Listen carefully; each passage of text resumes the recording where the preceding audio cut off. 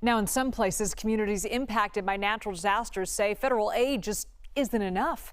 In St. Louis, Missouri, tornadoes in May tore homes apart and left entire neighborhoods in ruins. Now, today, the mayor of St. Louis rolled out a $19.2 million investment plan to fill in what she calls FEMA cracks following the disaster.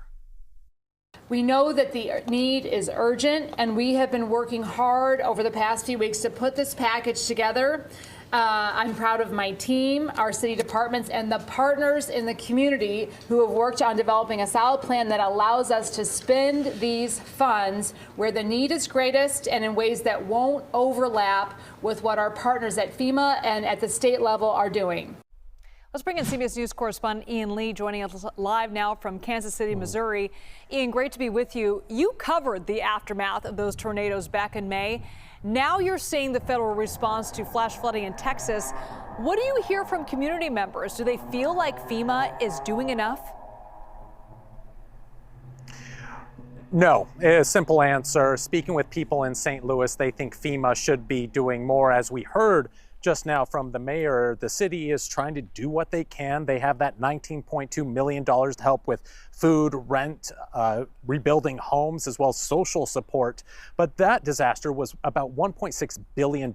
So that nearly $20 million is a drop in the bucket and can't fill in where the federal government could step in. When I spoke with the mayor just after that tornado, she said that cities can't do this alone. If the federal government isn't there, that's just a death blow to a city because they just can't bring up that amount of funds to repair. And so the residents in St. Louis, they feel like things are going slow. That's possibly why we heard the mayor come out with this new plan. Even she admits this isn't much, but it is the most they can do at this moment.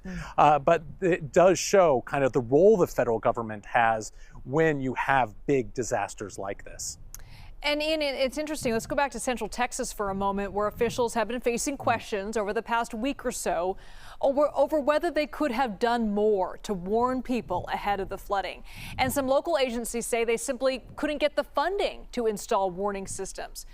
Would the phasing out of FEMA make those changes even harder to accomplish, or would it make way for state agencies to take the lead on this?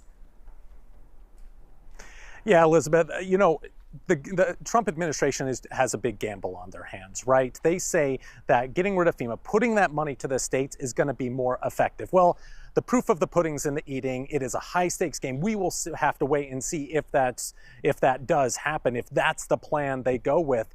But there has been criticism on this slow response to Texas. Secretary Noem, it's reported that she has to sign off on anything over $100,000. When you have big disasters that can be in the billions of dollars, anything over $100,000, that people say that slows the aid down. And when you look at FEMA, you can almost look at it in it has two different missions, right? You have the first initial response. It's getting to a disaster zone, helping to find people. It's that search and rescue. It's that medical care. It's trying to make sure everyone who's affected is safe. And then there's the recovery plan, and that can be drawn out for years to try to make people whole.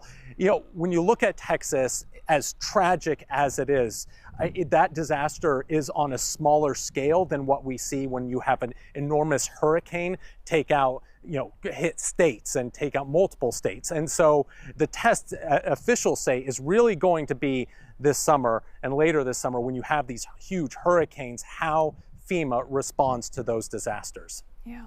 All right, Ian Lee, thanks so much for that.